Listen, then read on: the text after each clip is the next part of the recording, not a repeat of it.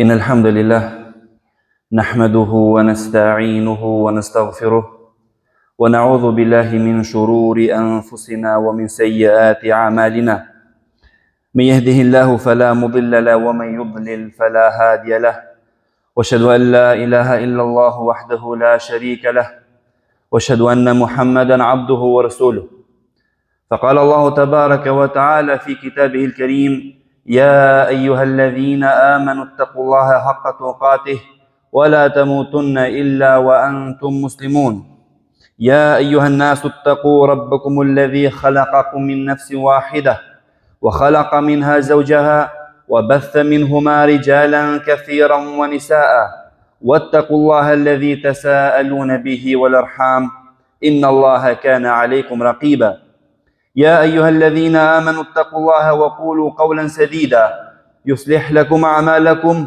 ويغفر لكم ذنوبكم ومن يطع الله ورسوله فقد فاز فوزا عظيما فإن أصدق الحديث كتاب الله وخير الهدي هدي محمد صلى الله عليه وسلم وشر الأمور محدثاتها وكل محدثة بدعة وكل بدعة ضلالة وكل ضلالة في النار. Me të vërtet, të gjitha falenderimet dhe lavdërimet janë për Allahun Azza wa Jall. Atë falenderojmë dhe prej Tij falje dhe ndihmë kërkojmë. Kërkojmë prej Allahut Subhanahu wa Taala të na ruaj nga e keqja e vetes dhe veprave tona. Atë që ka udhëzuar Allahu Azza wa Jall askush nuk mund ta humbë, ndërsa atë që Ai ka çuar në humbje askush nuk mund ta udhëzojë përveç Tij. Dëshmojmë dhe deklarojmë se nuk ka të adhuruar me të drejtë përveç Allahut, të vetëm dhe pa shok, dhe se Muhamedi sallallahu alaihi wasallam është rob dhe dërguar i Tij. Dhe më pas thot Allahu Azza wa Jall në librin e Tij fisnik: O ju që keni besuar, friksojuni Allahut me një sinqeritet të vërtetë dhe mos vdisni ndryshe vetëm se duke qenë musliman. O ju njerëz, friksojuni Zotit tuaj, ai i cili ju ka krijuar juve për një vete të vetme. Dhe nga ai krijoi palën tjetër, dhe nga të dy u shtuan shumë burra e gra. Dhe kini frikë Allahun me emrin e të cilit përbetoheni, dhe ruajini lidhjet farefisnore pasi që Allahu është mbikëqyrës mbi ju. O ju që keni besuar, thoni gjithmonë fjalë të mira dhe të vërteta. Ai ju përmirëson juve veprat e juaja dhe u fal gjunahet e juaja. E nëse i friksoheni Allahut dhe të dërguarit të Tij, me të vërtetë keni fituar një fitore të madhe. Të nderuar besimtar, sot Allahu Azza wa Jall na e bëri rrisë që në një ditë të vetme të kemi dy festa. E para festa e Kurban Bajramit dhe e dyta festa javore, festa pra e ditës së Xuma.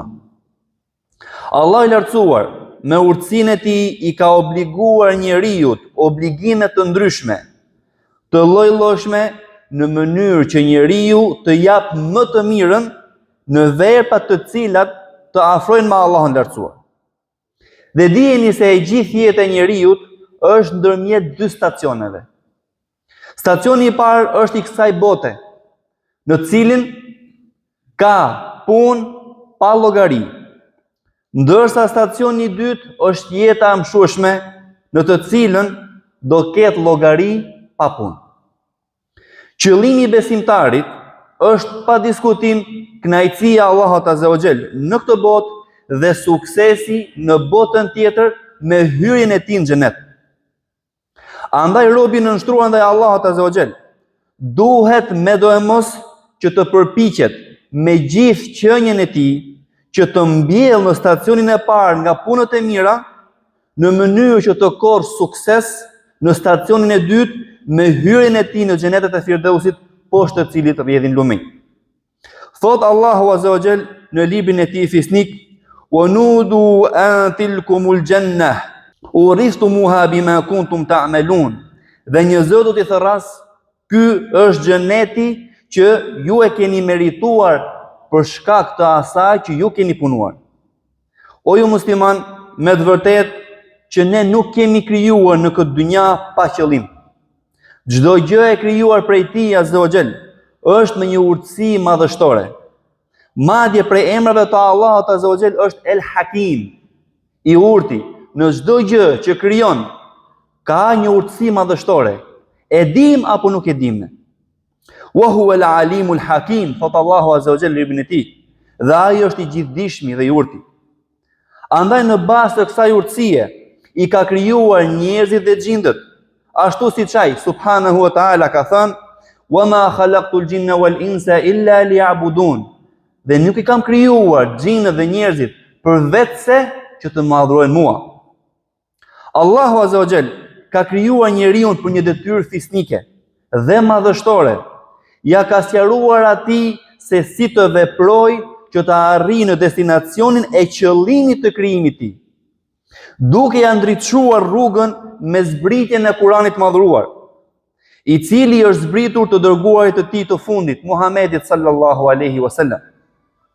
Mirpo, shumica e njerëzve vazhdojnë në huti e çroditje duke mos u kujdesur ndaj këtij qëllimi të lartë për të cilin është krijuar ai. Thot Allahu azza wa jalla në librin e tij: "Afa hasibtum annama khalaqnakum abatha wa annakum ilayna la turja'un?" Mos vallë keni menduar që ne ju kemi krijuar kot dhe që tek ne nuk do ktheheshit? O robi Allahut, dije se sado vonë të shkoj, vendi yt është njëri ndër këto dy stacione apo destinacione, dhe nuk ka destinacion të tretë, o xheneti me kopshte të zbukuruara, o zjarri i ndezur fort ku lëndë e tij do jenë njerëzit dhe gurët. Allahu na ruaj. Dijeni mirë o musliman, se çdo gjë e ka një fillim dhe një fund. Kaluam muajin e begat Ramazanit, ku verbrat shumë fishohen dhe shejtanët u prangosen, u hapën dyert e xhenetit dhe mbyllen dyert e xhehenemit. Pastaj Allahu azza wa jall na nderoi me ardhin e një muaji tjetër, muaj të shenjtë në të cilin kryhet në të haxhi. E arritëm ditën më të mirë, të cilin e ka krijuar Allahu azza wa jall. Bëm kurbanin si shenjë e devotshmërisë ndaj tij azza wa jall. Dhe nuk i dihet a do ja arrijnë më këto mirësi apo jo. Dijeni se lumturia, si në këtë botë dhe në botën tjetër, nuk arrihet vetëm se me devotshmëri ndaj Allahut të lartësuar, me bindje ndaj tij dhe në bindje të dërguarit të tij sallallahu alaihi wasallam. Ashtu sikurse na ka lajmëruar Allahu azza wa jalla në librin e tij fisnik: "Men amila salihan min dhakarin aw untha wa huwa mu'min falanuhyiyannahu hayatan tayyibah wa lanajziyannahum ajrahum bi ahsani ma kanu ya'malun." Cili do mashkull apo femër që kryen vepra të mira duke qenë besimtar, ne do ta bëjmë që të kalojë një jetë të bukur dhe do ta shpërblejmë sipas veprave më të mira që ka bërë. Ndërsa ai i cili ja kthen shpinën udhëzimit të Allahut azza wa jall, Zoti i botrave për të ka thënë: "Wa man a'rada 'an dhikri fa inna lahu ma'ishatan dhanka wa nahshuruhu yawma al-qiyamati a'ma." Kushdo që i kthen shpinën këshillës time, do të ketë jetë të mjeruar dhe ne në ditën e Kiametit do ta ringjallim të verbër. O robërit e Allahut, fjala e Allahut është hak, ku thot në librin e tij: "Wa'ada Allahu al-mu'minina wal-mu'minat jannatin tajri min tahtiha al-anhar khalidina fiha wa masakin tayyibah fi jannati 'adn wa ridwanun min Allahi akbar dhalika huwa al-fawz al-'azim." Allahu ka premtuar besimtarve dhe besimtareve kopshte, në për të cilat rrjedhin lumej dhe ku do banojnë përgjithmonë, si dhe pallate të mrekullueshme në xhenetin e Adnit. Por kënaqësia prej Allahut është shpërblimi më i madh. Kjo është fitoria madhështore. Kjo është fitoria e vetme për besimtarin. Çdo përfundim tjetër, sado i mirë të jetë fillimi, nëse fundi nuk është xheneti, ajo shkatërrim për të. Siç ka thënë pejgamberi sallallahu alaihi wasallam: "Innamal a'malu bil khawatim." Me të vërtetë që punët janë sipas përfundimit.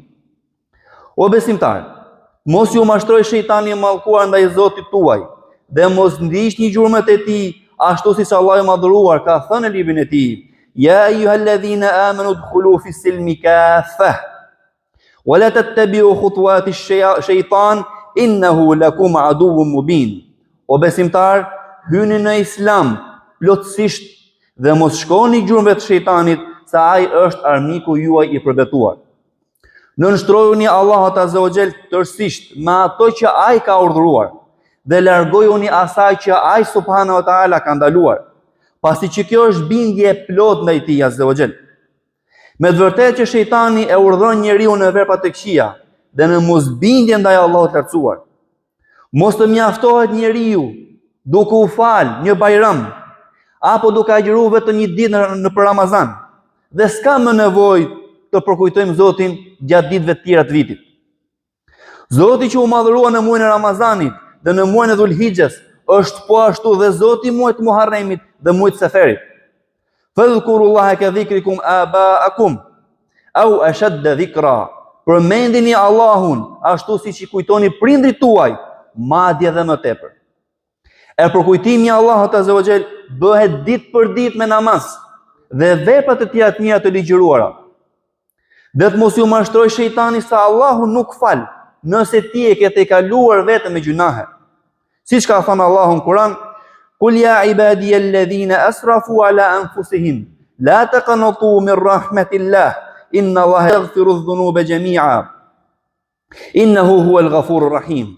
Thuaj, o robërit e mi që i keni bërë keq vetes me gjunahe, mos e humni shpresën në mëshirën e Allahut. Allahu me siguri i fal të gjitha gjunahet, vërtet ai është falës dhe mëshirëplot. Wa anibu ila rabbikum wa aslimu lahu min qabl an ya'tiyakumul adhabu thumma la tunsarun. Po ashtu kujdesni, kthehuni tek Zoti juaj dhe nënshtrojuni atij para se t'ju vi dënimi, sepse atëherë askush nuk mund të ndihmojë. O ju musliman, kthehuni tek Allahu me pendim të sinqert. Përmirësoni vetët tuaja dhe bëni shkaqe që të çojnë në shpëtim, se me të vërtetë Allahu ka premtuar shpërblim të pamaz për robërit e tij të devotshëm. Kjo është premtuar për ju për çdo që është penduar dhe ruhet nga gjunahet, që ka pasur frikë të gjithëmëshirshmin, dhe atëherë kur nuk e shite askush, e që ka ardhur me zemër të kthyer nga Allahu. Hyni në xhenet me siguri. Kjo është dita e mshimit. Aty do kenë çfarë të duan, e prej nesh do u ashtojmë edhe më shumë. Punoni në këto ditë të fitoni përjetësinë. Lodhuni pak dhe nxitoni në kryen e veprave të mira që të pushoni gjatë. Transmetohet nga Ebu Said radhiyallahu anhu se profeti sallallahu alaihi wasallam ka thënë: kur banorët e xhenetit të hyjnë në xhenet, një thirrës do thërras. Ju gjithmonë do jeni të shëndetshëm dhe nuk do të sëmureni. Ju gjithmonë do të jetoni dhe asnjëherë nuk do të vdisni. Ju gjithmonë do të jeni të rinj dhe nuk do të plakeni. Ju gjithmonë do të freni dhe nuk do të vuani. Dhe kjo është deklarata e Allahut azza wa jall ku thotë: e atyre u drejtohet me thirrje, ky është xheneti, ju dha juve për atë që ju punuat. Gjithashtu është transmetuar nga Ebu Huraira radhiyallahu anhu se profeti sallallahu alaihi wasallam ka thënë: Allahu azza wa jall ka thënë, unë kam përgatitur për robërit e mi. Kam përgatitur për robërit e mi të drejtë atë që syri nuk e ka parë, veshi nuk e ka dëgjuar dhe që njeriu kurrë s'e ka menduar. Po ashtu nga Ebu Said el-Khudri radhiyallahu anhu transmetohet se ka thënë: Allahu u thot banorëve të xhenetit, kam dhënë kënaqësinë time mbi ju dhe kurrë nuk do të jem i zemëruar mbi ju. Barakallahu li wa lakum fil Qur'anil azim wa nafa'ani Allahu bima fihi min al-ayati wa dhikril hakim. أقول قولي هذا وأستغفر الله لي ولكم فاستغفروه إنه هو الغفور الرحيم. الحمد لله رب العالمين وصلى الله وسلم على نبينا محمد وعلى آله وصحبه ومن اتبعه بإحسان إلى يوم الدين. Falënderimet janë vetëm për Allahun azza wa jall, paqja dhe begatita e Allahut qofshin mbi profetin ton Muhammedin sallallahu alaihi wasallam, mbi familjen e tij, mbi shokët e tij dhe mbi gjithë ata që ndjekin dhe pasojnë rrugën e tij deri ditën e fundit. Të nderuar besimtar, nga veprat më të mira që robi arrin grada të larta është vazhdimësia në punë të mira. Pra, të veprosh një vepër, sado e vogël të jetë, po të jesh i vazhdueshëm në të. Siç ka thënë profeti sallallahu alaihi wasallam, vepra më e dashur tek Allahu është ajo që është e vazhdueshme, edhe nëse është e pakët. Transmetohet nga Abdullah ibn Amr ibn As radhiyallahu anhu se i dërguari Allahu sallallahu alaihi wasallam ka thënë: o Abdullah, mos u bëj si filani i cili falej natën dhe pastaj e latë. Disa shkaqe që të çojnë në vazhdimsinë për vepra të mira, do përmendim qëllimi i mirë sinqeriteti dhe vendosmëria për të vazhduar në vepra të mira edhe më tej. Dhe është një gjë shumë e keqe të nderuar besimtar, kur njeriu mendon se pas një vepre të mirë të shkojë dhe t'i kthehet veprave të këqija që kishte lënë. Allah na ruaj. Gjithashtu nga shkaqet është kërkimi i ndihmës së Allahut që të jesh i qëndrueshëm në bindje dhe adhurime. Nëse ke qenë i rregullt me namazin, je ruajtur prej ndalesave dhe ke vepruar të mira, ta dish se shumë njerëz, ndoshta edhe familjarët e tu apo shoqëria jote, nuk ka vepruar njësoj si ti. Andaj ky udhëzim në vepra të mira është mirësia e Allahut që ty ta ka dhuruar. Sepse edhe ti ke mundur të jesh njësoj si të tjerët.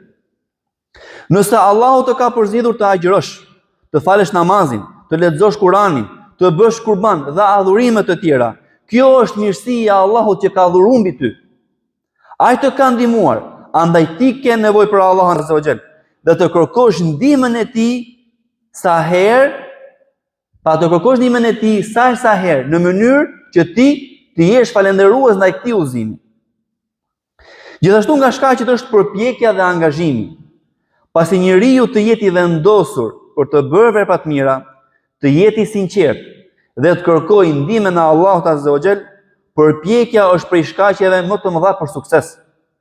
Falja e 5 kohëve të namazit nuk duhet as të kontestohet, sepse ato janë obligim dhe është obligimi më madhështor në Islam. Porse, përpiqu t'i kryesh në formën më të mirë. Nëse je treguar i kujdesshëm në një kohë të caktuar në faljen e këtyre 5 kohëve, kjo tregon se ti mund t'i falësh edhe në kohë të tjera. Le të përpiqet njeriu e të mundohet, se cili do ta gjejë veten në një adhurim më shumë se sa në një adhurim tjetër. Gjithashtu nga shkaqet përmendim shoqërimi me njerëzit e mirë. Duhet t'i largohesh shoqërisë që bëjnë ndalesa dhe janë larg veprave të mira. Këtu nuk mund të harrojmë prezantimin në ligjëratat fetare, ku mësohet feja e Allahut dhe përkujtohet Allahu azza wa jall. Dhe është prej edukatës që besimtari të kërkojë nga Allahu pranimin e veprave të mira të tij dhe kërkim falje për lëshimet dhe gabimet. Një ndër shenja që tregon se vepra është pranuar është vazhdimësia e saj.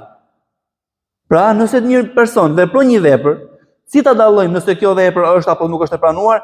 Nëse e vazhdon këtë vepër dhe më tutje, atëherë kjo është shenjë e pranimit të asaj vepre. Allahu sjell qortim në Kur'an për ata të cilët veprat e mira i pasojnë me këqija, ku thon: "Wala takunu kallati naqadat azlaha min ba'di quwwatin ankatha."